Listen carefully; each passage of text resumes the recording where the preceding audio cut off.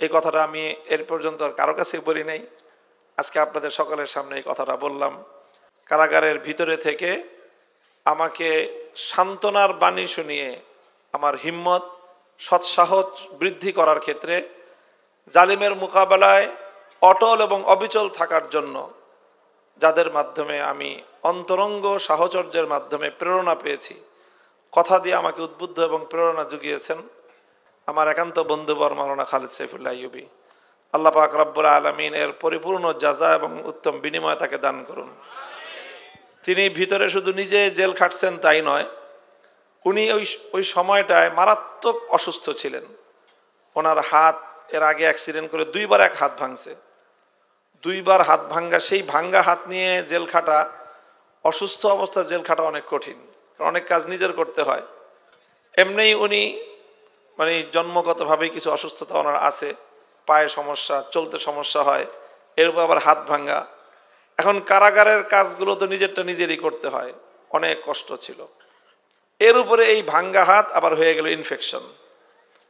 Infection হয়েছে। কারাগারে তো একটা কথা আছে, ওষুধ আছে, ডাক্তার আছে, চিকিৎসা নাই।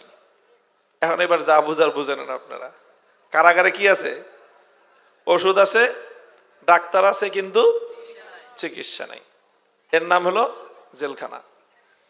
তো ওই অবস্থার মধ্য দিয়ে খালি অ্যান্টিবায়োটিকের উপর অ্যান্টিবায়োটিক, অ্যান্টিবায়োটিকের উপর অ্যান্টিবায়োটিক, কিন্তু এই যে হাতে যে ইনফেকশন হয়ে গেল এটাও ভালো হয় না, চিকিৎসাও হয় না, অসহ্য যন্ত্রণা। একদিনের জেল 1 মাসের কষ্টে পরিণত হয়েছিল ওনার জন্য।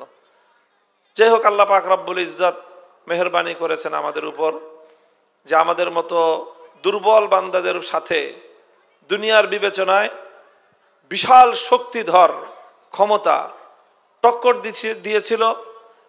আমরা হকের ঝান্ডা ধরেছিলাম, আঁকড়ে ধরেছিলাম, সত্যের পথে ছিলাম, হকের কথাগুলো বলেছিলাম, এটা ছাড়া আমাদের আর কোনো অপরাধ ছিল না। তারা হকের আওয়াজটাকে দমন করতে চেয়েছিল। তো আলহামদুলিল্লাহ, আল্লাহ পাক রব্বুল ইজ্জতের যেই নিয়ম, যুগে যুগে যারা হকের আওয়াজকে দমন করতে চায়, ইউরিদুনা লিইউতফিউ নূরাল্লাহি বিআফওয়াহিহিম ওয়াল্লাহু মুতিম্মু নূরিহি, যারা হকের আওয়াজকে নিভিয়ে দিতে চায়, ইতিহাস বলে তারাই নিভে যায় এক সময়। হকের আওয়াজ এবং হকের এই মশাল কোনোদিন নিভে যায় না। আমাদের সৌভাগ্য হলো যে আমরা সেই হকের মশালটা ধরেছিলাম। সমস্ত ফজিলত এবং সমস্ত বরকত সত্য এবং হকের পথের। আসলে আর 10 জনের বন্দিত্বের মতো ছিল না। আমাদের উপরে অতিরিক্ত কিছু জুলুম, নির্যাতন, কষ্ট দেওয়ার নানা রকম আয়োজন ছিল। তার মধ্যে অন্যতম একটা আয়োজন ছিল বিভিন্ন জেলায় মামলা, এক কারাগার থেকে আরেক কারাগারে ট্রান্সফার হওয়া। এক একটা কারাগারে ট্রান্সফার হইলেই নতুন করে কিছু ঝামেলা পোহাইতে হয়। সেখানে সকালবেলা ঘুম থেকে ফজরের আগে উঠতে হয়, উঠে গিয়ে ওই হাঁটু গেড়ে টেবিলের সামনে বসে থাকতে হয় ঘন্টার পর ঘন্টা।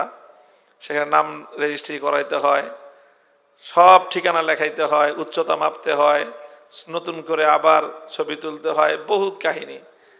এইগুলি করতে করতে সকাল 10টা 11টা পর্যন্ত বাজে।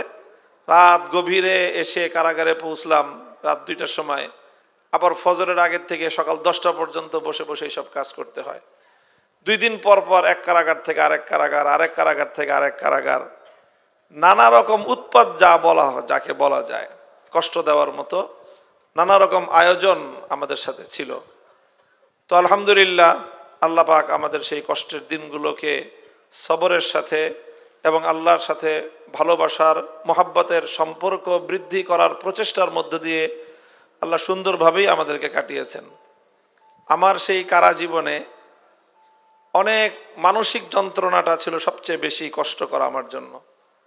তো আমার সেই কষ্টের সময়ে, তো যাই হোক, আমি আমার বন্ধুবর এবং আমাদের এই জামিয়ার, এই মাদ্রাসার সাথে, আমাদের জামিয়া রহমানিয়া আরাবিয়ার সাথে, শাইখুল হাদিস আল্লামা আজিজুল হক রহমতুল্লাহ আলাইহের সাথে এবং তার পরিবারের সাথে, তার গোটা মিশনের সাথে জীবনকে একাকার করে দিয়ে পরিচালনাকারী হযরত মাওলানা খালেদ সাইফুল্লাহ আইয়ুবী হাফিজাহুল্লাহ, ওনাকে এখন আপনাদের সামনে উপস্থাপন করব।